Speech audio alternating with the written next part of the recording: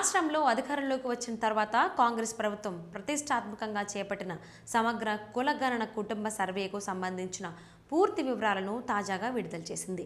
బుధవారం రాత్రి రాష్ట్ర రవాణా శాఖ మంత్రితో పాటు పలువురు మంత్రులు కలిసి ఈ సర్వే వివరాలను ప్రజలకు వెల్లడించారు. ఈ సామాజిక ఆర్థిక కుటుంబ సర్వే దేశానికి ఆదర్శంగా నిలుస్తుందని వారు పేర్కొన్నారు. తెలంగాణ ప్రభుత్వం నిర్వహించిన ఈ సమగ్ర సర్వే వివరాలను ప్రజలకు అందుబాటులో ఉంచేందుకు అధికారిక వెబ్సైట్లు కూడా పొందుపరిచింది.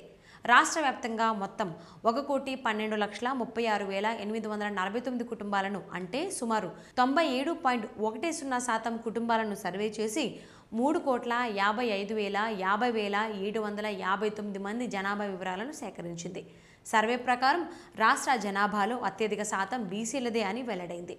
బీసీలు 56.36% ఉండగా ఎస్సీలు 17.42%, ఎస్టీలు 10.43%, ఇతర వర్గాలు 15.79% ఉన్నారు. కులం లేదని పేర్కొన్న వారు సుమారు 4% ఉన్నట్లు అధికారులు తెలిపారు. బీసీ వర్గాల్లో టాప్ 20 కులాలను కూడా ప్రభుత్వం ప్రకటించింది. అందులో ముద్రాజ్ సామాజిక వర్గం 7.4% జనాభాతో మొదటి స్థానంలో నిలిచింది. మేదర్ వర్గం 0.2%తో 20 స్థానాల్లో ఉంది. ముద్రాజుల సంఖ్య సుమారు 26,39,000 మంది ఉండగా యాదవ మరియు గొల్ల వర్గాలకు చెందిన వారు సుమారు 20,18,000 మంది ఉన్నారు. గౌడ కమ్యూనిటీ 3వ స్థానంలో ఉంది. దాదాపు 16,30,000 మంది ఉన్నారు. మున్నూరు కాపు వర్గానికి చెందిన వారు సుమారు 13,75,000 మంది ఉండగా పద్మశాలి వర్గం 11,82,000 మందితో తర్వాతి స్థానంలో ఉంది. ఇక రజకులు సుమారు 9,95,000 మంది, కురుమ మరియు కురుబ వర్గాలు కలిపి సుమారు 7,95,000 మంది ఉన్నారు.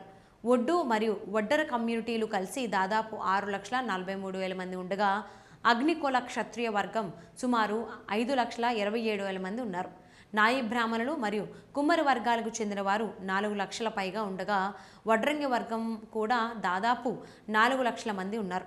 వాల్మీకి మరియు బోయ వర్గాలు సుమారు 3,59,000 మంది ఉండగా దూదేకులు, స్వర్ణకార, పెరిక వర్గాలు 2.5 లక్షల మంది వరకు ఉన్నారు.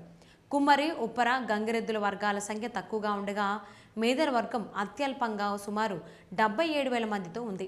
మొత్తం జనాభాలో చూస్తే మాదిగ వర్గం 10.3% అంటే సుమారు 36,57,000 మందితో మొదటి స్థానంలో నిలిచింది. రెండో స్థానంలో ముద్రాజులు ఉండగా మూడో స్థానంలో లంబాడి లేదా బంజారా వర్గం ఉంది. 4వ స్థానంలో యాదవులు, 5వ స్థానంలో రెడ్డి వర్గానికి చెందిన వారు ఉన్నారు. గోండ్ వర్గం 1.1% జనాభాతో 20వ స్థానంలో ఉంది.